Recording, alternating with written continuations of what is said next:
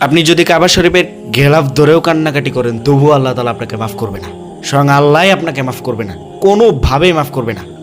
আপনি যদি সারা জীবন ইবাদত করে নিজে শহীদও হয়ে যান তবুও আল্লাহ তাআলা আপনাকে মাফ করবে না। নিজের জীবন যদি আল্লাহ তাআলার রাস্তায় উৎসর্গ করে দেন তবুও আপনি ক্ষমা পারবেন না একটা গুনাহ করলে।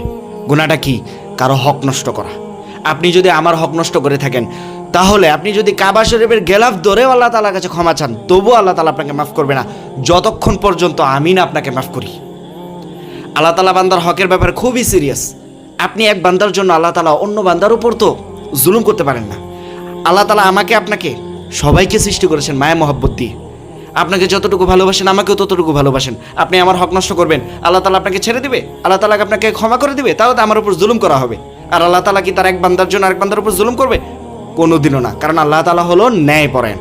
অতএব কারো হক যদি নষ্ট করে থাকেন তাহলে যার হক নষ্ট করেছেন তার কাছে ক্ষমা চান, মাফ পেয়ে যাবেন। কিন্তু তার কাছে ক্ষমা না চেয়ে তার হক বুঝিয়ে না দিয়ে যদি আল্লাহ তাআলার কাছে ক্ষমা চান, সারা জীবন ইবাদত করে করে যদি বুড়ো হয়ে যান, শহীদও হয়ে যান, তবুও মাফ পাবেন না।